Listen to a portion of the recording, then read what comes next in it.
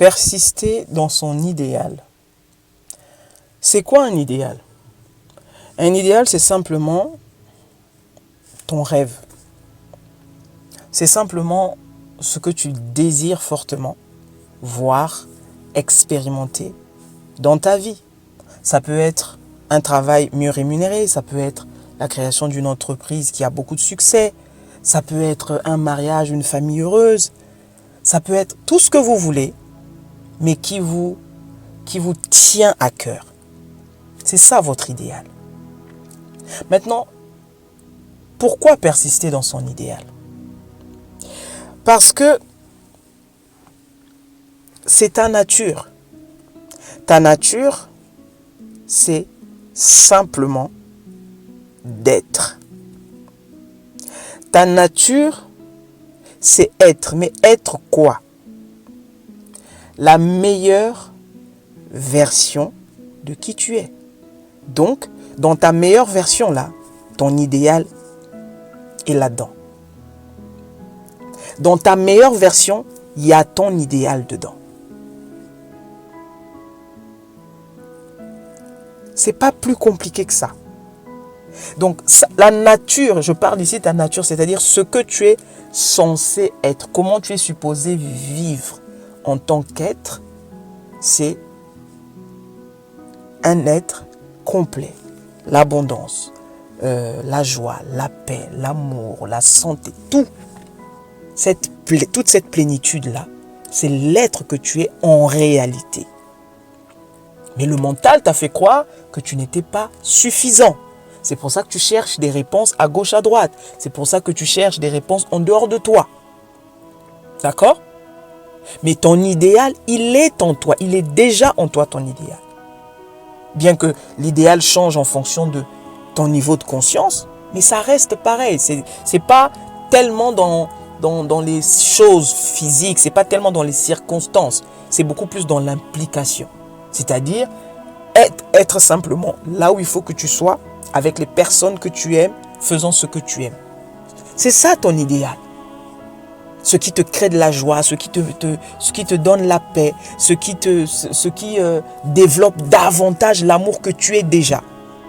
C'est ça l'idéal. Maintenant, effectivement, l'idéal, parce qu'on est dans ce schéma mental, on va l'expliquer avec, par exemple, le fait d'avoir une maison,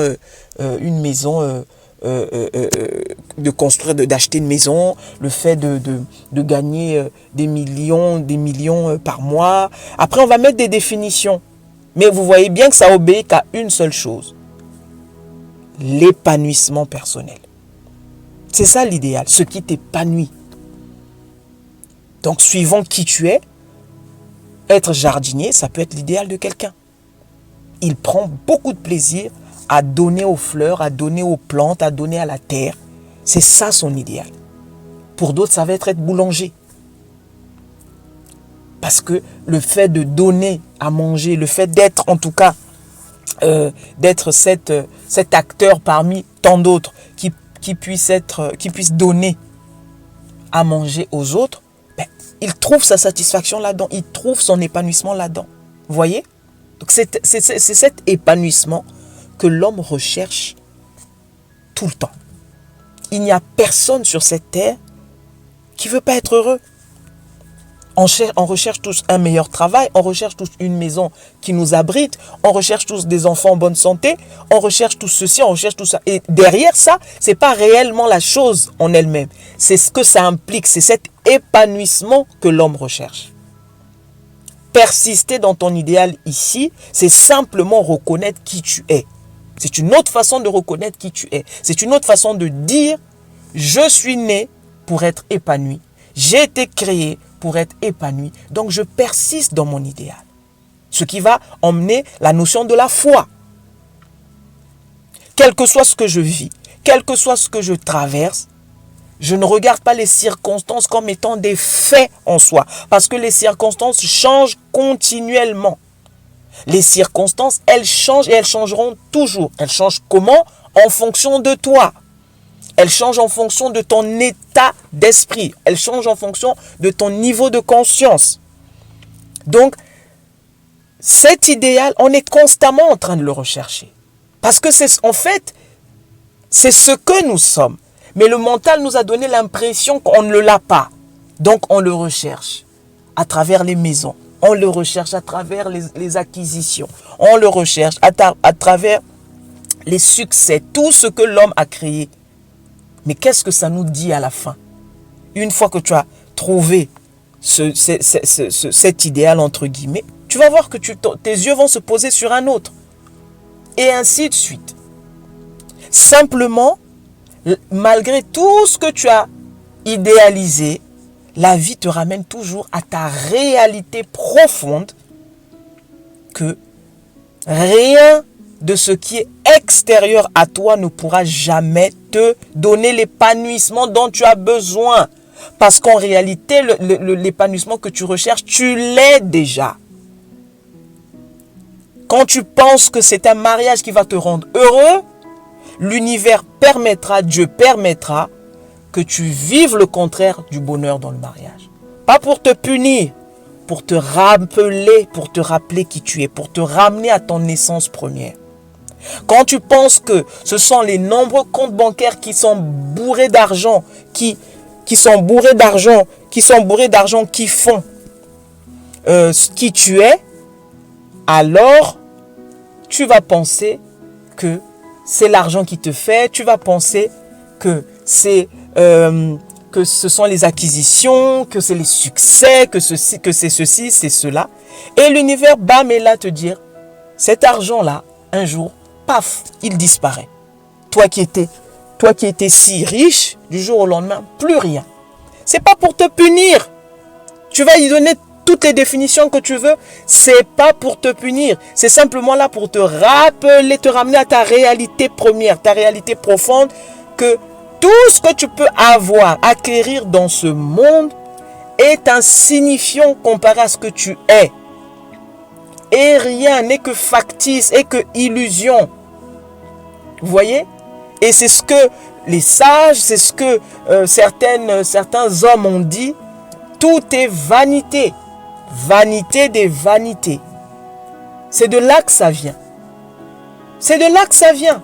Tu n'es là que pour vivre l'expérience, mais détache-toi de l'expérience. Dis-toi que cette expérience ne peut pas être et ne sera jamais au-dessus de qui tu es.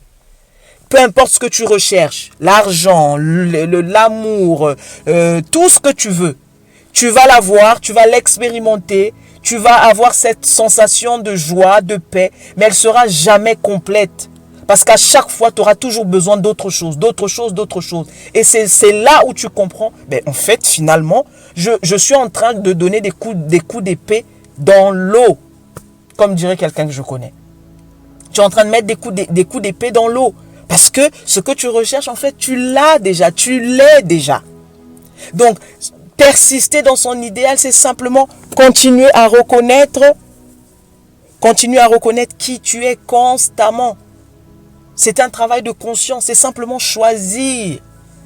Effectivement, la vie va te mettre souvent devant des choix, toujours devant des choix. Mais tu choisis qui je veux être, dans cette situation, qui je veux être, qui je suis, qui je crois que je suis. Donc tu persistes dans ton idéal. Tu veux avoir cette carrière. Tu veux avoir ce mariage. Tu veux avoir ceci ou cela. Persiste simplement dans le fait de savoir. Je sais que cette chose existe déjà en moi. Parce que tout en moi existe déjà. Si je l'ai imaginé, c'est que ça existe dans une autre dimension. Seulement, je veux maintenant l'expérimenter au niveau physique. Et donc physiquement, je sais et je crois que je vais le vivre. Parce que je le vis déjà dans mon imagination. Je le vis déjà. Au niveau de ma conscience, je le vis déjà. Au niveau de ma conscience, je sais déjà que cette chose-là existe. Et parce que tu persistes comme ça, tu es en train simplement d'appeler la chose à l'existence. C'est simplement une autre façon de dire reste focus. Reste focus dans ce que tu veux, dans ce que tu aimes. Vois toujours le bon côté des choses. Vois toujours le côté positif sur les choses, sur ce que tu veux. Quand quelque chose que tu ne veux pas apparaît, ne la rejette pas. Ne dis pas non, ça je ne veux pas. Ne commence pas à mettre ne commence pas à donner des définitions de jugement sur la chose. Tout ce que tu vois existe en toi. C'est toi qui le crée. Donc tu ne peux pas te rejeter parce que ce que tu vois, c'est une autre partie de toi qui est là. Donc d'une façon ou d'une autre, tu as laissé entrer des choses dans tes pensées qui ont appelé ces choses-là à l'existence. Donc ne rejette pas ces choses en fait. Mais au contraire, dis juste, ok, je vois que j'ai manifesté ceci. Je vois que j'ai manifesté un travail, par exemple, qui me paye, je ne sais pas moi, 2 millions. Mais, ok, merci pour ce que je suis en train d'apprendre grâce à ce travail. Mais moi, je préfère manifester un travail qui me paye 5 millions. Je ne dis pas que le travail de 2 millions n'est pas bien, mais c'est juste que c'est ce que je préfère. Et parce que tu es un être créateur, tu vas le créer. Tu vas le créer, reste juste focus là-dessus. Quand tu vois que ça n'apparaît pas, n'interprète pas l'absence de la chose comme si... n'interprète pas l'absence de la chose parce qu'il n'y a rien qui apparaît. Mais vois dans l'absence la présence de la chose. Parce que tout est un.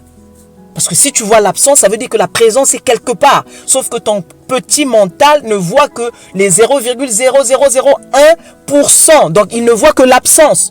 Et toi, tu vas commencer à te focaliser sur l'absence. Vois la présence de la chose. Même si physiquement, tu ne la vois pas, vois-la consciemment. Vois-la dans ta conscience, dans ton imagination. Dis-toi juste ou simplement, si cette chose n'est pas encore manifestée là, ça veut dire que moi je la vois spirituellement, moi je la vois dans mon imagination. Ça veut dire qu'elle existe. Et donc, elle va apparaître à tout moment. Le quand, le comment, ce n'est pas ton problème. Mais la seule chose que tu sais, c'est qu'elle va apparaître. Donc, n'interprète pas cette absence comme si la chose n'existe pas. La chose, elle existe déjà dès le moment où tu la vois dans ton esprit. Tu l'as déjà créée dans ton esprit. Maintenant, il y a toujours un petit temps entre le temps où tu la vois dans l'esprit et le temps qu'elle se manifeste au niveau matériel. Reste dans ton idéal. Reste toujours dans ton idéal. Persévère dans ton idéal. Il n'y a personne qui peut venir t'arracher ton rêve. Il n'y a personne qui peut venir t'arracher ton idéal. Parce que tu es un être créateur, parce que tu es le maître de ta réalité. Ne promène pas des regards inquiets, comme dirait la Bible. Ne promène pas des regards inquiets parce que tu ne vois pas la chose. La chose que tu as demandée, attends-la patiemment, dans la joie, dans la paix qu'elle est déjà. Et tu la verras s'accomplir. Tu la verras s'accomplir. Ça ne peut pas être autrement parce que Dieu, il est le garant de sa loi. Et une fois que la chose, quand il a parlé, parce que c'est lui qui parle au travers de toi, la chose doit apparaître. Ce que tu dis, ça doit apparaître. C'est en cela que tu crées. Donc, quand tu dis « je veux ça », tu as déjà lancé la commande. Maintenant, attends juste patiemment dans la joie, dans la paix, pas dans les inquiétudes, pas dans les appréhensions. Attends juste la chose et attends-la de la voir se matérialiser. Attends maintenant de voir ton état intérieur être projeté dans la sphère physique. J'espère que ça va aider quelqu'un. C'était Genesis. Belle journée à vous.